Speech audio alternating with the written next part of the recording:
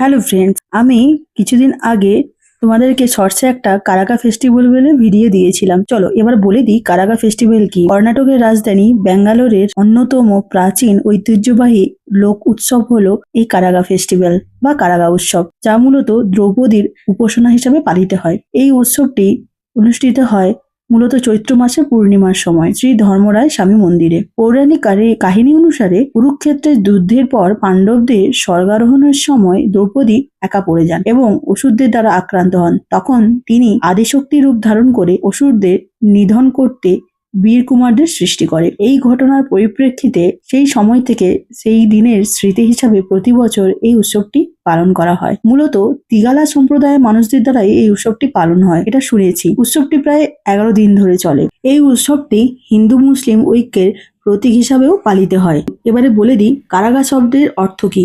কারাগা শব্দের অর্থ হলো মাটির পাত্র, যা এই উৎসবের প্রধান আকর্ষণ। কন্নড় ভাষায় ক অর্থাৎ হাত দিয়ে না ছুঁয়ে, র অর্থাৎ মাথায় ধারণ করে, গ অর্থাৎ চলাফেরা করা। অর্থাৎ কারাগা শব্দের পুরো অর্থটি হলো হাত দিয়ে না ছুঁয়ে মাটির পাত্রটিকে মাথায় ধরে চলাফেরা করা। এখানে এই কারাগাটি বা এই কারাগা শব্দের যে অর্থ, এটা কিন্তু মূলত পুরোহিতরাই নারী বেশে অর্থাৎ সিঁদুর এবং মৌলসূত্র পরে মাথায় মল্লিকা ফুলের সাজে সজ্জিত হয়ে এই কারাগাটি বহন করে। এই কারাগাটি যখন বহন করেন, কথায় আছে পুরোহিতদের নাকি ছুতে নেই। তো সেই হিসাবে এখানে মানুষজন এই উৎসবটি পালন করে। আর আমাদের এখানে মানে আমি যেখানে এখন থাকি সেখানে এই কারাগা উৎসবের জন্য একদিনের একটি মেলা বসেছে। চলো তোমাদেরকে আমি মেলাটা একটু ঘুরিয়ে দেখাই। আর সব থেকে এখানে একটা জিনিস ভালো লাগে, এই যে এই বাহনে করে এখানে এই ঠাকুরকে এনারা বহন করে নিয়ে আসেন। তো এখানে দেখো বিভিন্ন রকম মেলা বসেছে। যদিও ওয়েস্ট বেঙ্গল থেকে আসার পরে এখানে এরকম একটা মেলা দেখে আমি খুবই আনন্দিত। তো এখানে সচরাচর তো এরকম মেলা দেখা যায় না।